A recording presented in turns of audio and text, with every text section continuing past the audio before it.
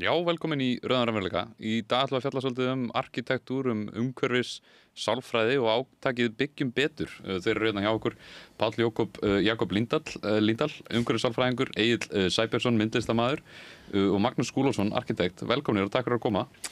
Takk fyrir að bjóða okkur. Trausti Breiðfjörð Magnússon er hérna með okkur. Sæll Trausti, takk fyrir að koma. Og þú eiginlega hafðir samband við þá og fékkst á að borðið hér, sem er mjög gott. Eins og þið sáuð á myndin okkar hérna opnunarstefinu, það er ansið kannski dramatísk birtingamynd á því þar sem að það er ekki hugsað út í þessi umhverfislegu og sálrænu sjónarmið þar sem að allt umhverfið er bara alveg, útsýnið er algjörlega tekið í burt og enginn er með almennilegar útskýringar á þessu.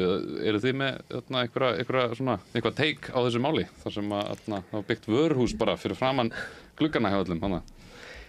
Ég held nú að í því tilveki þá hafi nú svona kerfið brugðist hressilega og mín skoðun er nú svo að það er rauninni allir aðilar sem að þessu máli koma megi nú líta í eigin barm þó vissulega sé það svo að Reykjavíkurborg beri á endanum ábyrgðina en hún ber ekki samt sko þetta er ekki bara henni að kenna, þetta er ekki bara Reykjavíkurborg að kenna, heldur það eru aðrir leikendur og aðrir persónur og leikendur í þessu máli sem að náttúrulega skiptir máli. Já. Það er líka, það sem er að gerast þannig líka það sko að það er bara skipulagsráð í dag í staðan fyrir áður var byggingarnefnd og skipulagsnefnd.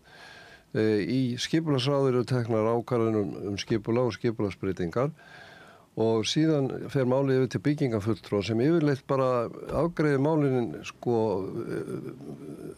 automatist á þess að spekular mikið í útliti húsa. Það bara verður þá afgreitt. Áður var þetta þannig að byggingarnefnd fekk málin inn á borð til sín og gat þá metið miklu betur útlit húsins og hvernig það snerið að nálægri byggð og þess aftur. Má ég bæta aðeins við það, við vorum að tala um þetta á hana, fyrir nokkrum ára síðan þá var ein nefnd sem að skipulaði hvernig göturnar liggja og hversu húsinu með að vera og svo svoleiðis og ákvað það var það bara fast. Síðan var önnur nefnd sem fekk teikningarnar af því sem átt að byggja og hvernig það liti út og svoleiðis og gat farið yfir það. Það var allt annar hópur. Nákvæmlega. En þegar þetta var alltaf renna saman, þá var sami hópurinn að fást eitthvað sem og þá var þetta skóla hlutunum alltaf mikið til. Færum breytum þetta en svona og gerum þetta svoleiðis og þá aðeins lengri vegg og aðeins hærri og eitthvað svona. Og áður fyrir þá voru þetta tvær deildir synkurum með borðið þannig að það var að kontrollera hinn hópinn þegar hann var að gera eitthvað sem var ekki rétt. Núna syndir þetta allt í einum tanki og það er í rauninni það þarf að breyta þess aftur virðist mér vera vegna þess að þetta er svona eins og svona smábæjar vandamál að svona getur komið upp í stórum samfélögum þá er svona grunnatriði í skipulagsmálum hlýtur að vera í lagi. Þetta þarf að taka í gegn. Já, en nú er náttúrulega rosalega mikil umræða, maður er skynjað í samfélaginu að fólk er orðið bara komið nóg að því hvernig er verið að byggja húsnæði í dag, ekki bara á höfuðborgarsvæðinu heldur líka í smærri byggðum sem er verið að byggja ný hús og það sem er þörf á því að þá rísa hús sem eru í engum takti við það sem fyrir var eða í takti við umhverfið en eitt svoleiðis. Nú eru þið búin að setja af stað á samt fleirum undirskriftalista þetta. Getið aðeins sagt okkur frá því og hvaðan svo hugmynd kviknaði? Já, við erum að hugsunin að baki þessu er svo, verðum við ekki að fara að staldra aðeins við á þeirri vegferð sem við erum að fara. Er þetta raunverulega það sem við viljum? Er þetta svo framtíð sem við höfum þegar við erum að ræða skipulags og byggingamál? Það leikur engin vafi á því að fjármagnið er hér að stjórna mjög miklu og allt og miklu á kostnaði almanna heillar. Við erum að gleyma í rauninni fólkinu sem að þetta umhverfi er skapað fyrir og það er í rauninni uppsprettan af þessu ákalli og við sjáum eins og ræddum á þarna í Álfabakkanum að við sjáum hvert þetta getur farið og hvert þetta er í rauninni að stefna þegar við erum farin að reisa stóra græna veggi 14 metra frá gluggum fólks. Þannig að er ekki komið tími til að staldra við, horfa aðeins á hvað erum við að gera, hvernig viljum við hafa þetta, hugsa meir fólkið og láta peningana aðeins svona bara hvílum aðeins þá nálgun þó væri ekki nema augnablik meðan við erum aðeins að þurrka ríkið úr augunum. Ég má bæta aðeins við og hérna líka skýra aðeins betur út að þetta nefnilega oft þannig að það kannski verið að sko, og það kemur sem sagt aftur þetta, það alltaf sko, sem sagt, developer og kontraktor eru vanalega 2 aðilar í flestum löndum. Já. En á Íslandi hefur þessi verið blandað í 1, þannig að það heldur ekki aðald. Já, er þróunaraðilar og verktakar þá? Já, það ætti að vera þannig, en það er bara verktaki á Íslandi. Já.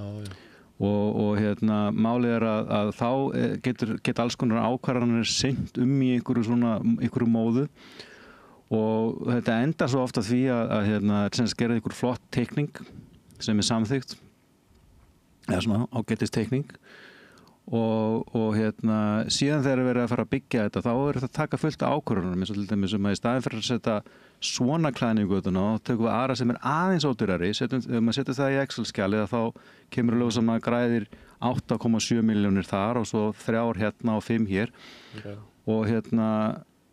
og endanum að þá sko sem er mannlegt, við þekkjum þetta alls mann, við erum alltaf að reyna að einhvern veginn að koma sem best út úr öllum dæmum, en það er ekkert aðhalda þessu, þannig að sá sem er að byggja og þarf ofta að taka áhættur og svo framvegis, að hann hefur mikið rými til þess að geta skrapað af byggingunni á þess að segja einhvern sem segir, heyrðu, nei, stopp, þetta er ekki í lagi.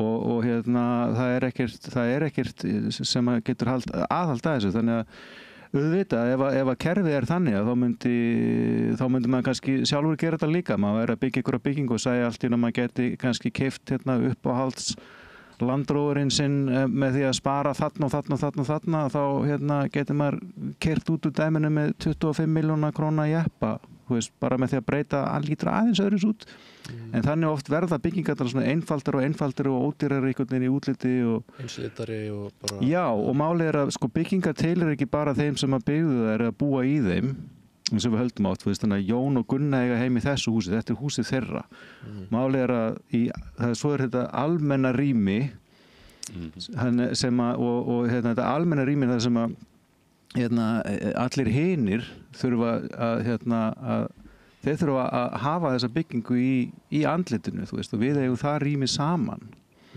þannig að það er ekki bara að setja bara einhverja byggingu sem að er gerða á einhvern ákveðin hátt og spara pening á því og svo þurfa allir einhvern veginn að sitja upp með það í næstu 40 árin. Já. Og er það þannig fyrir Magnús að því þú ert arkitekt og er það þannig að arkitektar eru þá bara að vinna ef þeir eru að hanna einhverjar íbúðir og slíkt og þá er það bara alltaf á forsendum verktakana og þeir eru með hendnar í því? Það virðist vera ansi mikið það, sko.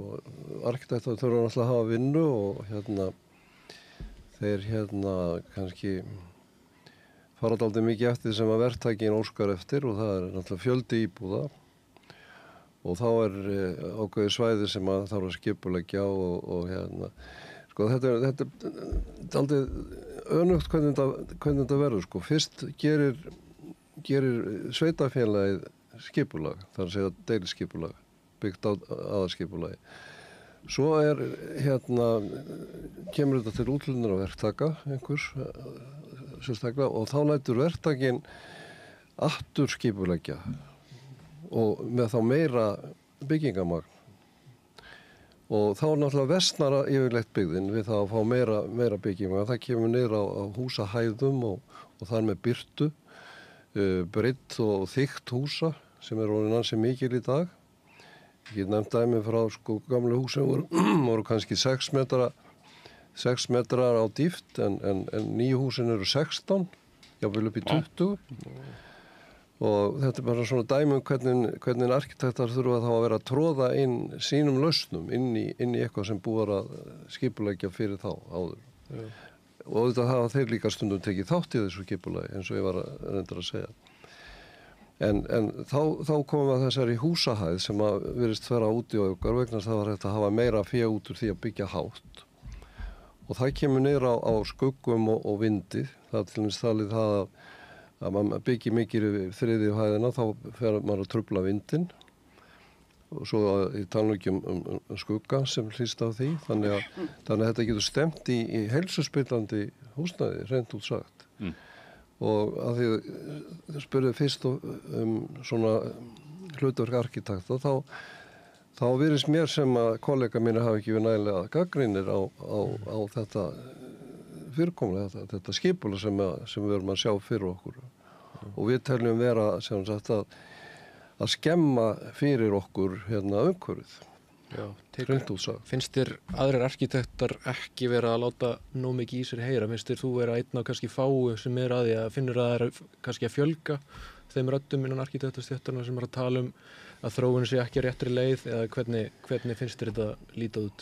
Já, mér finnst kollega mínir ekki taka mikið á þessari umræðu. Mér finnst það ekki, og það kannski helgast af því ef þið tala ómikið um þetta, þá getur þið mist vinnuna. Já, þeir eru svolítið háðið því að vera að vinna. Já, ég verður nú því miður að halda því frá, sko. En einmitt, þetta er kannski að því nú er mikil áhersla lögð á þéttingu byggðar, og það oft í svona í því skyni að við séum að bæta umhverfismálin og minnka vist spórið og gera almenningssamgöngur og auðvaldari og það sé allt í göngufæri og slíkt. En einmitt þegar húsin eru svona há og þau eru svona þétt, að þetta er kannski bara ekki umhverfi sem er svona lífvænlegt eða svona bara gott fyrir okkur sálrænt. Sko, ef ég má klára að þétting byggðar, hún kom til tals í hinu svokallaða vinstri meirihluta á sínum tíma, og þá lögðum við áherslu á að byggja á svæðum sem voru óbyggð innan byggðina sem fyrir var. En okkur dætti ekki huga að fara að róta í byggðin sem fyrir var, og ef við rífa hana, það er mjög óumhverfisvænt að fara að rífa stríheil hús eins og hefur tíðkast núna. Það hlýtur að auka mikið við kostnað, heildarkostnað sem kemur út í hækkun á íbúðaverði. En þétting byggðar út af sig er að hafa hennu góða ef að rétt á henni tekið. En núna verðist vera farið í svo kallaða ofurþéttingu byggðar. Það sem verið er að byggja á áður byggðum svæðum og kannski ofan í gluggana hjá fólki, eins og við sáum dæmum sáum við græna vegginn. Síðan er annað sem að snýra þéttingu byggðar, og það er það sem að menn kalla umferðartengt skipulag, og það er borgarlínan í Reykjavík. Að þar stendur til að setja eins mikið byggingamagn og hægt er meðfram borgarlínunni til að hún borgi sig, til að nógu margir fari í henni eða taki sér far með henni. Og sko ef það er kostnaður við borgarlínuna að við þurfum að byggja jafnvel heilsuspennandi húsnæði, þá tel ég að við þurfum að leita annarra leiða. En yfirleitt þegar byggt er svona almenningsvagnakerfi, þá þarf að byrja á því og byggja síðan á eftir, en ekki koma löngu eftir með lausnirnar, eins og hefur gerst oft í sambandi við nýhverfi og strætisvagna. Það hefur verið byggt upp nýtt hverfi og svo kemur strætó löngu á eftir og allir búin að fá sér bíl. Já, því miður er notkun á strætó bara að minnka held ég á höfuðborgarsvæðinu. Já, og það er varðandi þetta að einmitt þetta samgöngum með skipulag sem er verið að halda fram núna, sem verið að vinna út frá. Sko, við megum ekki gleyma því að þegar við erum að byggja upp að náttúrulega þétting byggðar snýst það að auka sjálfbærni, og hvort sem að það er umhverfisleg eða efnahagsleg eða félagsleg sjálfbærni, og við erum að gleyma þessum félagslega þætti svo mikið, það sem að sálfræði kemur inn í, félagsfræði og fleiri greinar, þar sem við erum í rauninni að vigta manneskjuna inn í umhverfið, að manneskjan þarf að vera sjálfbær, það hvernig henni líður, hvernig hún hegðar sér, hvernig hún hugsar og svo framvegis og svo framvegis. Það þarf að vera sjálfbærni á einstaklings leveli til þess að við getum skapað sjálfbært samfélag, og við erum að gleyma þessu. Við erum til dæmis í lýðheilsumati fyrir borgarlínu sem var gefið út fyrir 2022. Þá var til dæmis ekkit spáð í það hver væru áhrif í rauninni byggðarinnar á líkur þess að fólk myndi nýta sér borgarlínuna. Það, hvernig lítur umhverfið út frá því þú stígur út fyrir þröskuldin heima hjá þér og þannig að þú kemur á borgarlínustöðinni og svo frá borgarlínustöðinu og aftur að áfangastað. Hvernig umhverfið er búið til og hvernig það er hannað og mótað. Þetta getur verið algjört úrslita atriðum það hvort að fólk muni nota borgarlínu. Ég meina ef þú þarft að fara í gegnum umhverfi sem er heldur óaðlaðandi og svona óhrjálegt, þá mun það draga mjög úr líkum þess að þú farir að ganga að borgarlínustöð versus það að þú ert með bara umhverfi að góðum gæðum, þá það hvetjandi. Þannig að það eru bara til dæmis svona hlutir og við getum hort á líka bara, ég meina, þú býrð í góðu og aðlaðandi umhverfi, þá ertu líklegri til að fara út, þú ertu líklegri til að hreyfa, það hefur góð áhrif á heilsu, það hefur og það eykur þá þessa sjálfbærni sem ég að segja á einstaklingsleveli sem að færi sér síðan upp í samfélagið. Þannig að þetta er svo margir þættir sem það er að huga að, þannig að þegar við erum að skapa svona götumyndir til dæmis sem að eru lítt aðlaðandi á margan hátt, þá erum við í rauninni að búa til óþarfa vandamál, því að við getum alveg sneitt fram fyrir þessu, því að blaðið þegar við byrjum, það í mörgum tilfellum þá það bara tómt, sko. Þannig að við getum bara að byrja að teikna línur og strik og búið til eitthvað gott, sko. Það eru kannski einhverjar svona jöfnur sem ekki alveg teknar inn, því að þú ert að skoða þetta á blaði og þú sér línan hérna og hérna verður húsnæði og hérna verður hérna og hérna, en þú ert kannski ekki alveg með að fara inn í svona fyrstu persónu á einstaklingnum sem þarna og svona reyna að átta þig á heildarsamhenginu. Hverju upplifunin sko. Þetta er svolítið svona sko að eitthvað sé aðlaðandi, það alveg til. Það til eitthvað sem aðlaðandi og óaðlaðandi. Þú veist, þegar það verið að búa til Mordor í ykkur bíómynd, þá bara búin til ákveðin estetík sem þú vilt ekki vera í, nema að hafi sérstaklega fyndin smekk og kannski öðru hvoru. Og sumt bara óaðlaðandi og manni líður ekkert vel í, þú veist, og það þarf að gera eitthvað í því að breyta því, til dæmis eins og það geta ábygglega allir séð það fyrir sér að fólk sem á að refsa, það sett í fangelsi, þar sem það ekkert annað fólk sem það getur talað við, þannig að þú getur ekki speglað þér inn annan mennesku. Einu sem þú hefur til að spegla þig við tómur veggur. Og það leiðilegt að tala við tóman vegg af því að það ekkert respons, það ekkert svar. En eftir á móti þú með einhverja mannesku sem sæti fyrir fram að þú getur verið að tala við manneskuna, þá getur þú verið klukkutími saman og farið í alls konar ferðalög í huganum.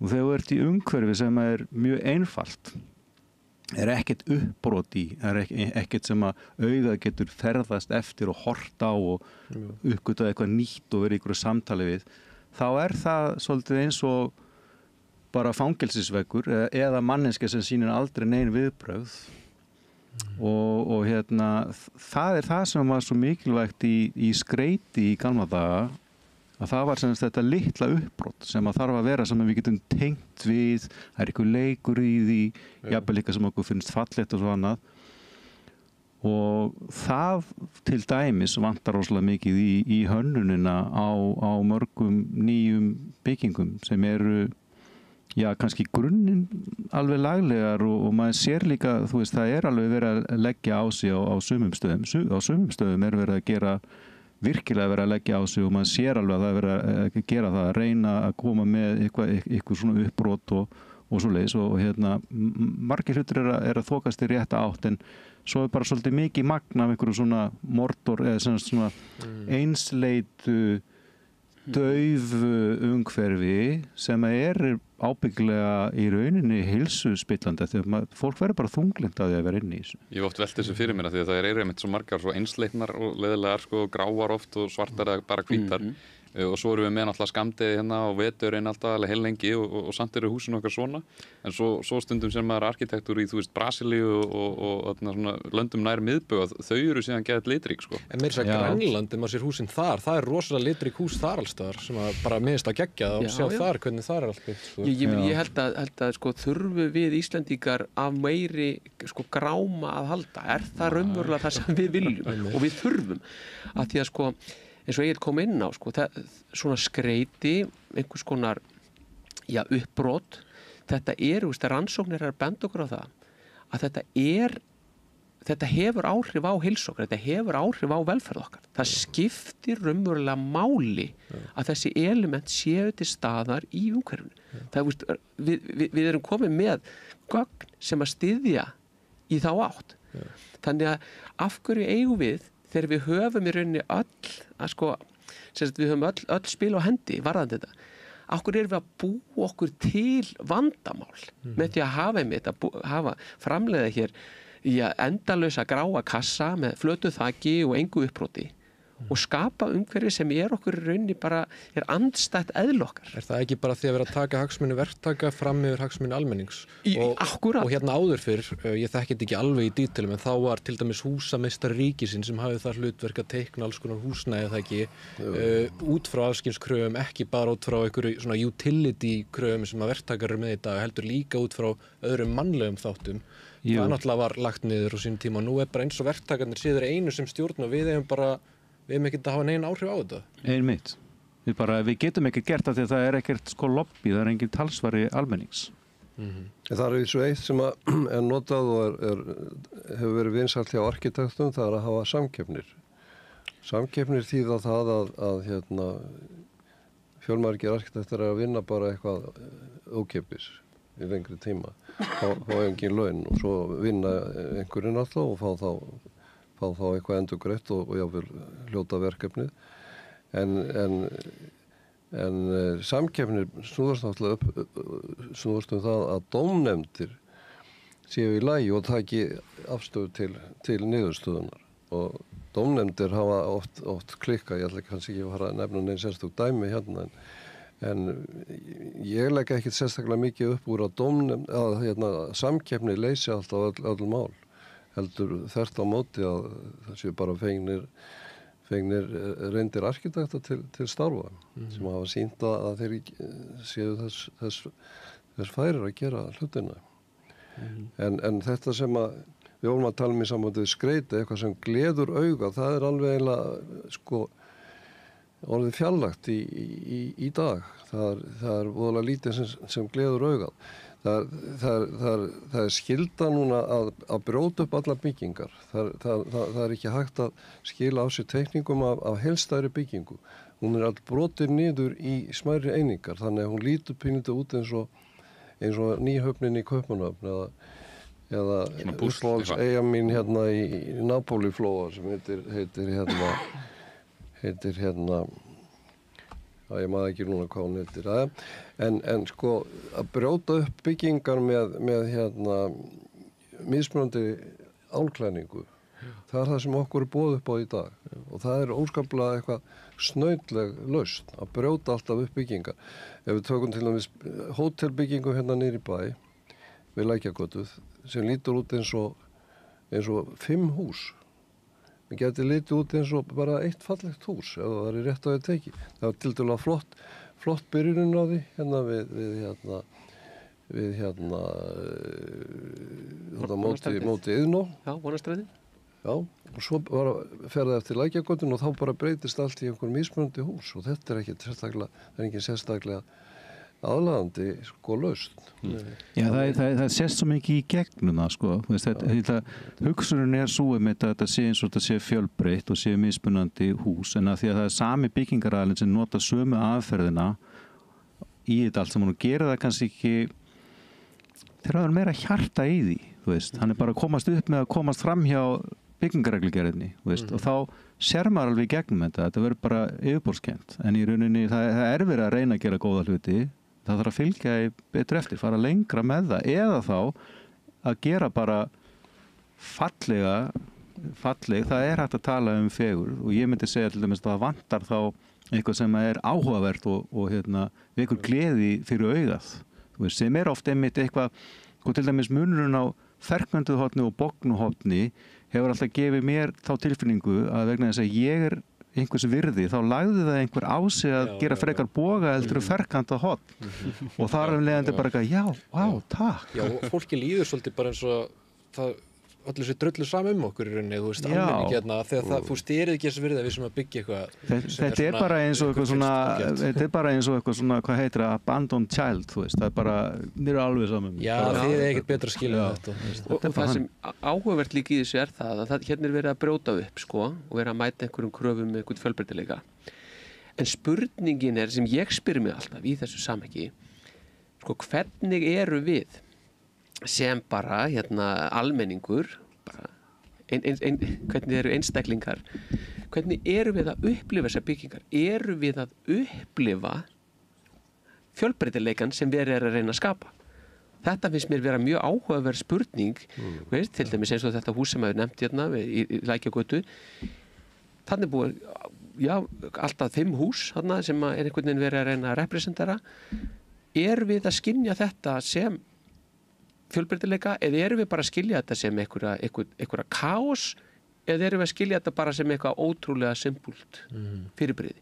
Og þetta skiptir máli því að sko sálfræðin á bakvið þetta og hvernig hún spila sér inn á líðan okkar og velferð, það skiptir svo miklu máli, sko. En þegar talið fegur og það sé til eitthvað sem sé fegur, þá myndur sumir segja nei, hún er afstæð.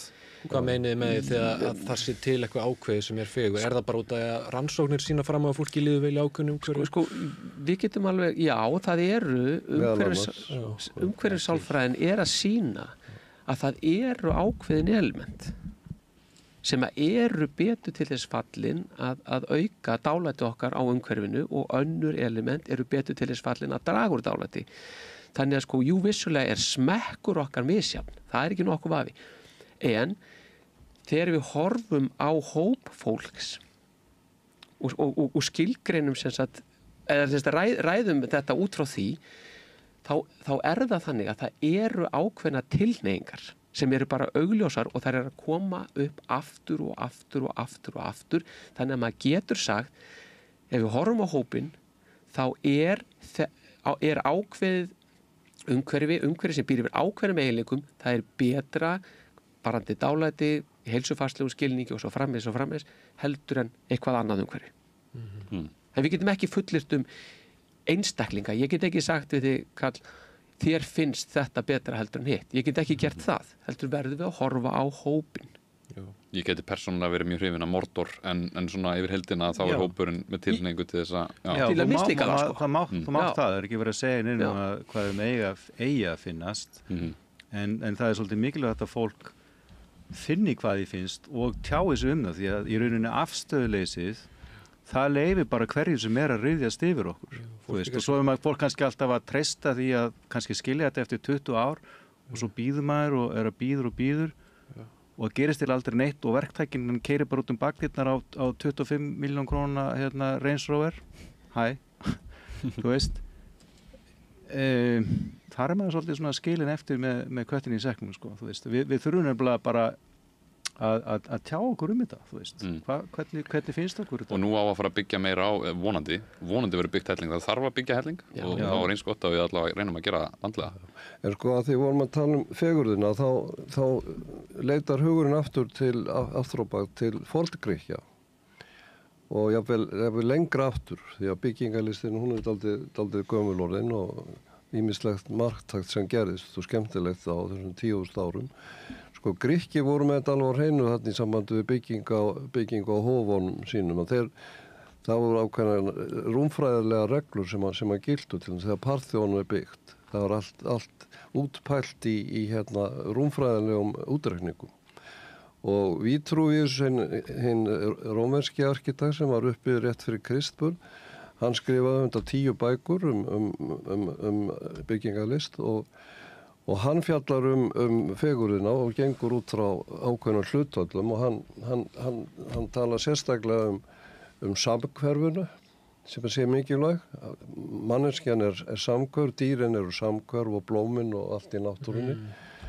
Og síðan kemur hann líka hlutvöllunum sem eru mikilvæg, hvað eru falleg hlutvöll og með því að mæla fjarlægð frá nafla og niður í gólf sem er einingin 1 þá fjarlægðan frá nafla upp á haus 0,6 og þar með var komin þessi gullna regla eða gullnu hlutvöll, það er 1 á móti 1,1,6. Þannig að hlutvöll voru síðan stúderu áfram, til dæmis Andrea Palladio gerði það nú og fleiri á 16. og 17. öld eða fyrr og rökin hníga því að það sé nánast hægt að reikna út fegurð af vissu leyti út frá samhverfu, út frá hlutvöllum og síðan bætast við litir og síðan kemur náttúran inn í þetta allt og spilar með. Það er að taka tillit til hvernig húsið hérna liggur í náttúrunni. Þannig að það er búið að stúdera þetta svo lengi og árangurinn oft mjög fínnis og maður sér bara sko í gamlum arkitektur bara á Ítalíu og Grikklandi. Þannig að, já, samhverfan og þessi rúmfræði. Já, en síðan komu sko þarna, síðan þótti allt í einu púkalegt að fara eftir þessu þegar hérna í modernismanum, þú veist, að hann þurfti að enduruppgöta allt. Hann þurfti að bara segja allt sem hefur verið fundið fram að þessu er púkalegt og gamaldags og við þurfum að finna upp aðferðin upp á nýtt. Og það er í rauninni ágætt að gera það, en þá þarf að líka að vera eitthvað sem er sæmilega gott og það er líka allt í lagi að bara segja núna erum við búin að vera 100 ári þessu, nú skulum við aðeins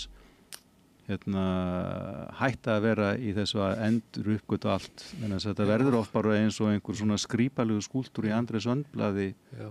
En það er alveg að breytum arkitektur og stefnu en það séu samt þessi prinsip sem við tölum og þessi hlutföll og þessir ákveðnu þættir sem að skapa veljan hjá fólki og allt það setir staðar en einmitt sumir miskilis umræður alltaf að tala að þetta sé hópur sem vilji bara klassískan arkitektur aftur og allt svoleiðis en það er ekki það sem máli snýst þetta snýst að haldi þessi ákveðnu prinsip sem að gera verkum að fólki líði vel í umhverfinu og samfélagið einhvern veginn sé þjóna heildinni. En að því ég hef nú unnið dálítið að hérna við gerðum eldri hús á þess áttar og unnið hérna húsfriðun eða húsafriðun þá er rétt að taka fram að þegar við erum að byggja ný hverfi sem eru tengd gömlum hverfum eins og að vera að gera núna í Vesturbænum eða teikna ný hús í gömlum hverfum þá gleymist að taka tillit til mælikvarða og hérna að gæða þessa bygging, hérna borgarhluta sem verður að byggja við.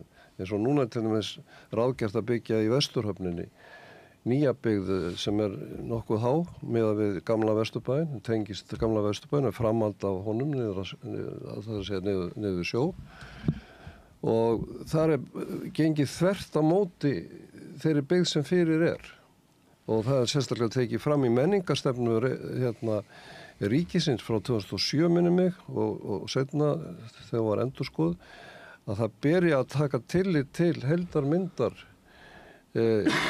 hverfis þegar verið er að byggja nýtt við gamlu hverfin að heildarmynd og svipmóti en það er bara þverbrotið þannig að þetta er mjög mikilvægt að taka tillit til þessum fyrir og þá er ég ekki að tala að kannski að endurskapa gömlu húsin heldur bara fara í sama mælikvarða hvað var það stærð og hæðir og þess áttar og það er þessi húsahæðir sem að skipta svo miklu máli. Ég meina við erum bara að tala um að það þarf að vera einhvers konar samræmi það þarf að tala saman það sem er og það sem kemur þannig að sko eins og þarna vestur frá ég meina við tekið Vesturvín sem dæmi þar sem er fullyrt að 7 hæða byggingar þarna bara gríðarlegir byggingamassar séu bara í takt við þá byggð sem er þarna nærri þetta eru fullyrðingar sem standast enga skoðun og það er mjög skrítið að þessi skuli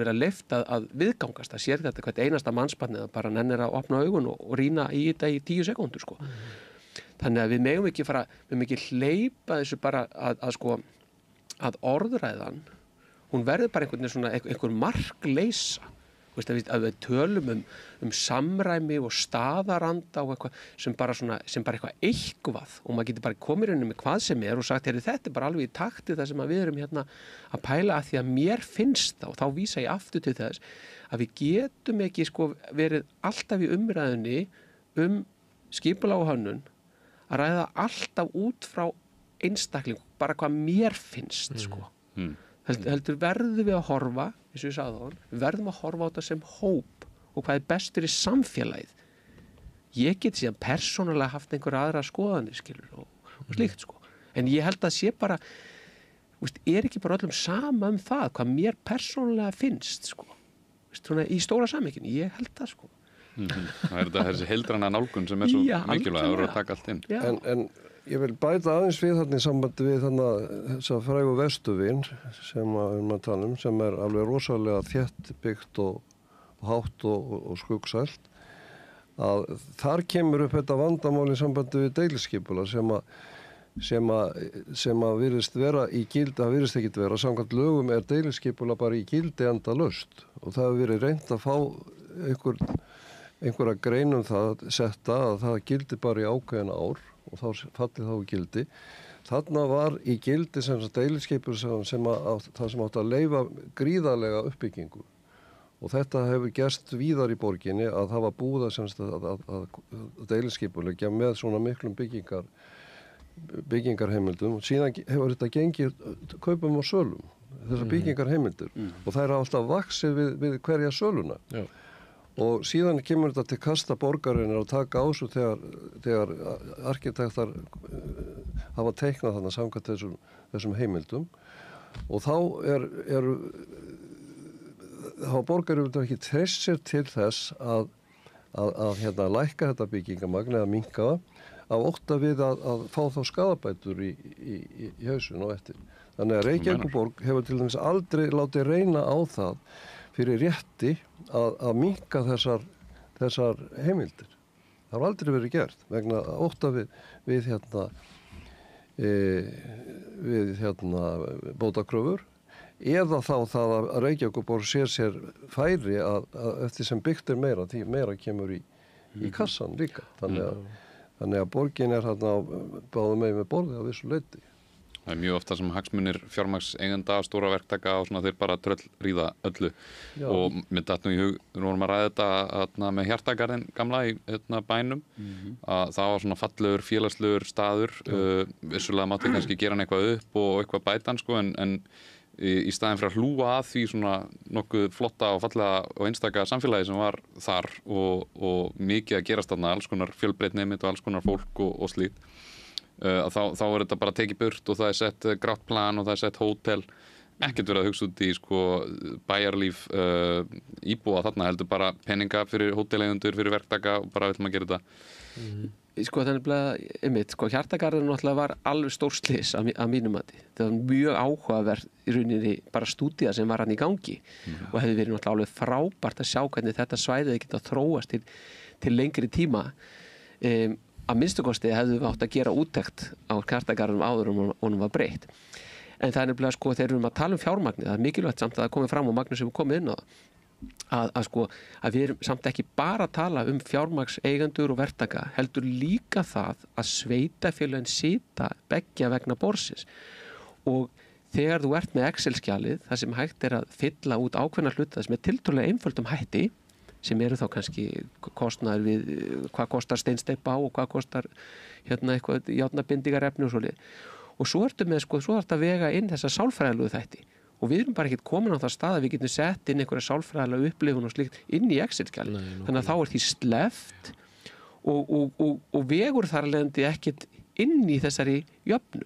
Þannig að við megum ekki gleyma því að þetta eru líka sveitarfélagana. Reykjavíkurborg hefur gífurlegan hag af því að það sé byggt þétt og mikið. Þannig að þetta er ekki... Svo líka vandamál að sveitarfélagin reiða sér rosalega mikið á það að bjóða út lóðir í dag. Þetta er bara, það var sett í gegn á 10. áratugnum minni mig að það var verið að fara að bjóða út lóðir og þá eru hæstbjóðundir sem komið inn sem enda þá þannig að það eru stóri verktakar sem kaupið þetta upp. Akkurat. Og þetta er náttúrulega þá stór pólitísk mála því þá eru allt í nú komið með þarf ekki ríkið einhvern veginn að þarf ekki að fara að setja, það voru gjöld sem voru kölluð aðstöðugjöld hjá sveitarfélögum þar sem að fyrirtæki voru að borga ákveðin skatt sem var stór tekjustofn en hann var síðan lagður af en í kjölfari var farið í þessi lóðútboð til þess að í rauninni kofvera það sem hafði mist út af því. Þannig að það var í rauninni verið að auka ójöfnuðinn rosalega bara með þessum 2 skrefum. Þannig að sveitarfélögin eru að mörguleyti múlbundin til þess að vera bjóða út lóðir til þess að fá einn tekjur í kassa nema þau finna einhver aðra leið sem er...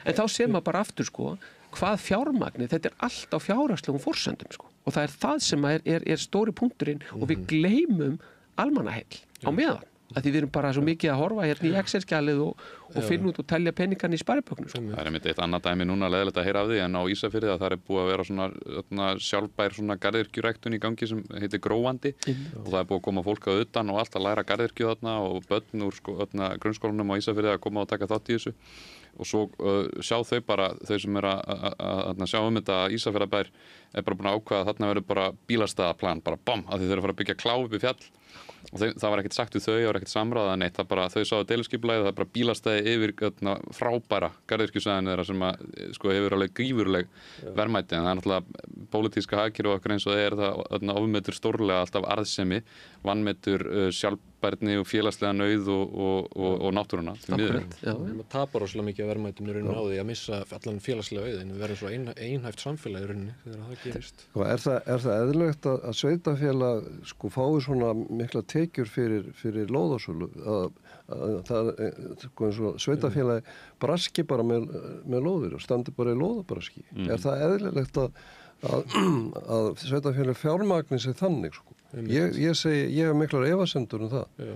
Því að eins og til þessi Reykjavík þá eru lóðir að skipta eigendur stöðut og lóðirnar hækka alltaf og allt innu stendur einhver aðili uppi með fleiri milljónir í einhverja tekjur út af einhverju lóðasölu og þetta leggst allt á íbúðaverðið að lokum. Og þetta hefur sennilega valdið mestri verðbólgu verið mestri verðbólgu valdurinn. Það er þetta lóðabrask og hvernig lóðir hafa hækkað sem að leggja síðan á íbúðaverðið. Þetta er líka hringavillis því að þeir eru að bjóða út lóðirnar og fá þá alltaf hátt verð, ekki nú, ég segi mjög hátt verð fyrir það og nú datt ég alveg út. Maður er svo ópælir bara. Svo verður þetta enn verra þegar að ríkið sittur á ábyrgðarhlut sveitarfélagana að sjá þjónustu við alls konar velferðarþjónustu, en það fylgir ekki fjármagn í samræmi og þá neyðast þau bara til þess að braska eins og þau mögulega geta með lóðirnar. Og nú eru laun kennara að fara að hækka mikið og það eina sem þau einhvern veginn sjá í stöðinni, Kópavogsbær, þau ætla bara að hagraða, skera niðurskurður. Það er aldrei einhvern veginn hægt að auka tekjuliðina sem samt sárvantar. Það bara þarf að gera það nema ef við viljum losna út úr þessu ástandi. En sko þó að þeir sem er að byggja húsin byggi svona mikið og græða, ég vona að ég græði allan eitthvað á því, þú veist. Ef þetta væri eitthvað sem væri aðlaðandi og vekti gleði hjá mér því ég er að labba innan þessar byggingar, þá væri ég eiginlega alveg sáttur við það.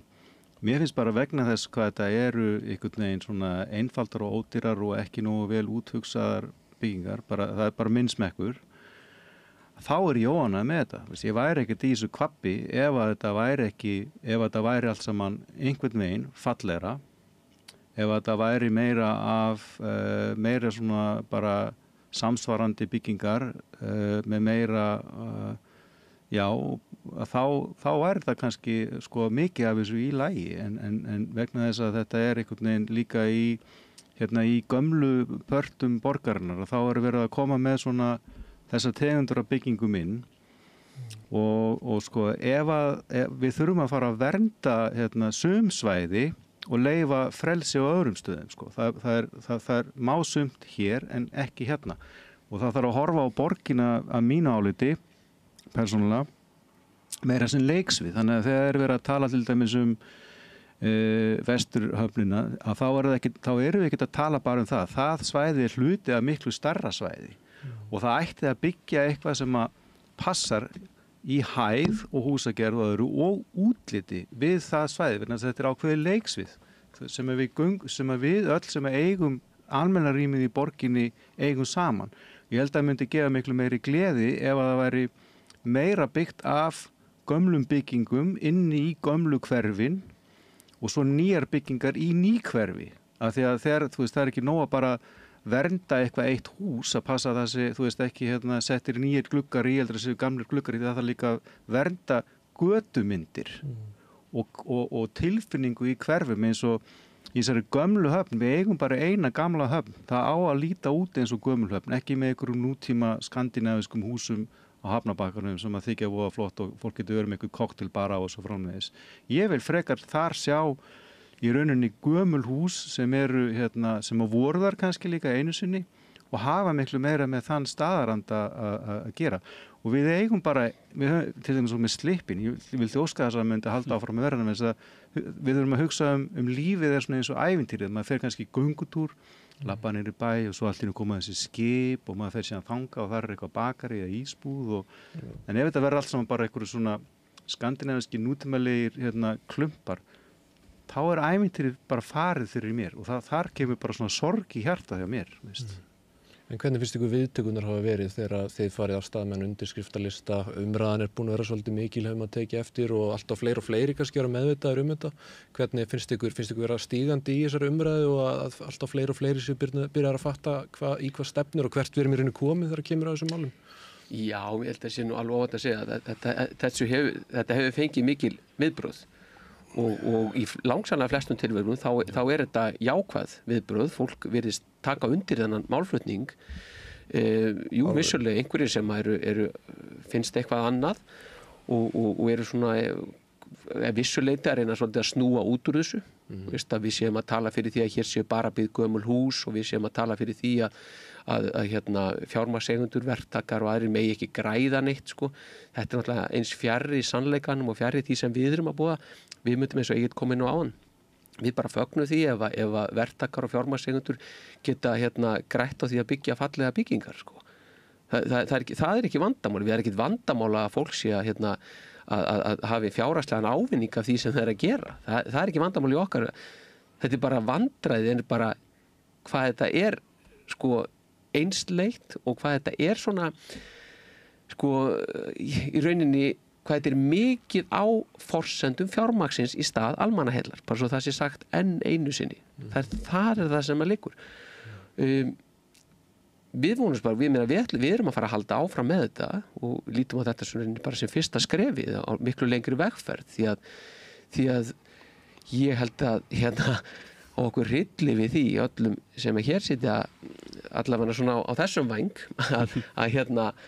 að sko viljum við bara fá meira af Sunnusmárum, Hlíðarendum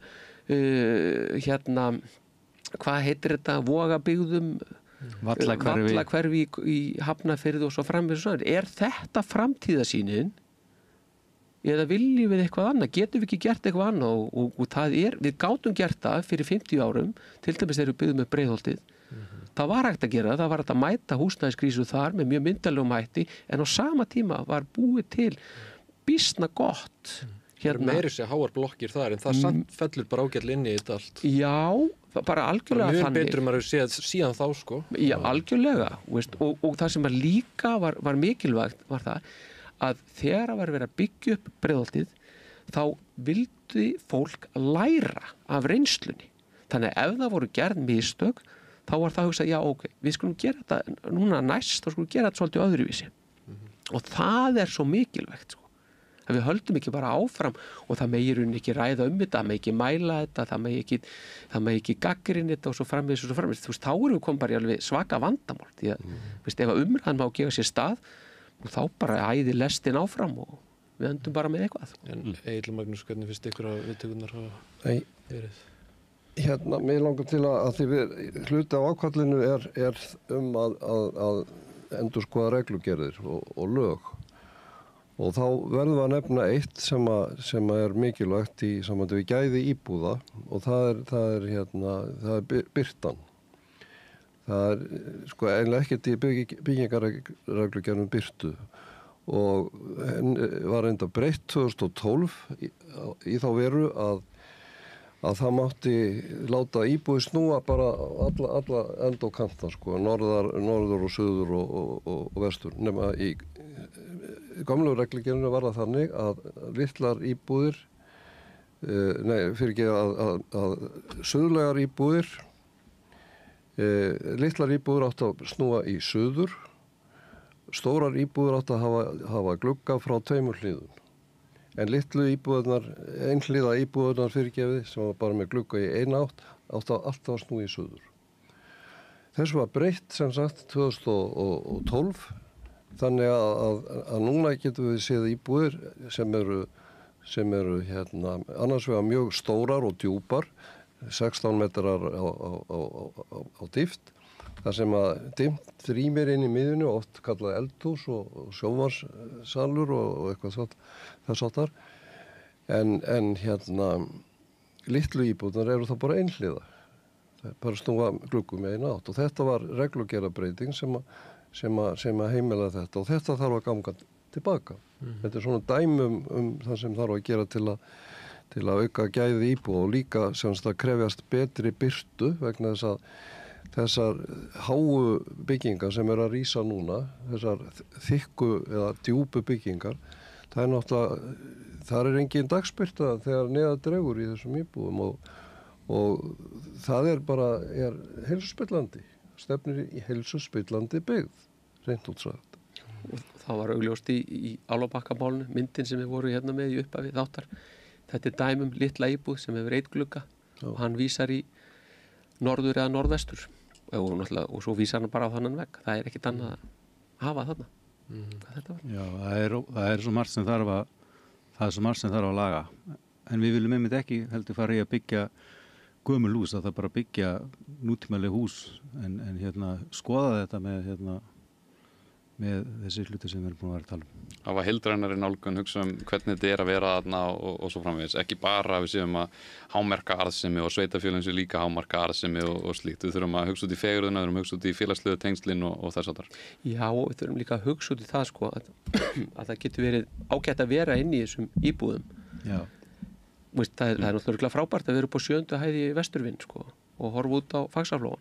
Ég þess að öllum finnist það, alveg svo að vera á hæstu hæðinni í efstu hæðinni í Skuggahverfinu. En hvað fyrir alla hina sem hafa þetta fyrir fram að sig, bara í sínum veruleika og þurfa að horfa á þetta í gegnum sinn hversdag. Hvað þýðir það? Það er hin hliðin á peningnum sem við megum ekki gleyma. Það eru íbúar og svo eru allir hinir sem eru ekki íbúar en þurfa samt að upplifa þetta. Sem við viljum ekki eitthvað eitt sem getur átt efna því að kaupa sér eins og stort svona penthouse að hann sé að valda því að það verði skuggi bara fyrir 100 aðra sem eru þarna undir. Lagðið þú ekki með tillögu fram hjá borgarstjórn að þetta er sett ákveðið svona stopp á þetta? Jú, að þessast lægri byggingar væru nær sjónum og þær sem væru hærri væru fyrir aftan. Ég veit ekki, þetta var eins og að vísa en í einhver nefnd sem er að fara yfir borgarhönnun, það er ekkert frjast síðan eins og að vísa þangað inn og fólk bara segja já, þetta er fínasta hugmynd og ég held að þessi hópur sé ennþá að starfa sko. En það er bara eins og maður séum að Kirkjusandi til dæmis nýjar blokkir þar sem eru alveg hérna við sjóin og svo er bara læri bygginga fyrir aftan þetta meikar engan sens fyrir samfélagið að þetta sé svona, við viljum að sem flestir hafa útsýni. Þetta er eins og Benidorm sko, skipulagið og það tók náttúrulega alveg steinin úr þetta Skúlagötu skipulag sem var byrjað þarna eitthvað 1984 þegar fjölbýlishúsin voru sett þarna á Skúlagötun í staðan fyrir Völundarhúsin og svo bara hækkuðu húsin með nýrri borgarstjórn. Það var ákveðið að bara hækkaði ennþá meira en ráðgert var. Þannig að þið sjáuð árangurinn núna náttúrulega, alltaf háhús og háhús má segja að færi með sér ákveðin ljótleika því þau skyggja á himinin og þau skyggja á fjöllin og varpa skugga. Er það ekki ákveðin ljótleiki bara? Er það ekki bara ljótt? Það er ákveðin skerðing á umhverfiskerðum. Já. En fyrir það fólk sem er áhugað samt um undirskriftalista, hvert á fólk að fara til þess að skrifa undir og bara veita ykkur liðsynni í þessari baráttu? Það er Ísland.is og byggjum betur. Já. Hákallum breytt viðhorf til skipulags og hönnunar byggðar. Það er nafnið á listanum. Ég held við Trausti sem báðir búnir að skrifa undir. Páll, Egill og Magnús, takk hérlega fyrir komuna og hlekkur á undirskriftar söfnuna er í lýsingu á þættinum. Endilega farið og skrifið undir, það þarf að hugsa þetta vel, það þarf að hugsa þetta heilrænt og þetta varðar framtíð okkar allra. Takk hérlega. Kæra þakkir. Takk.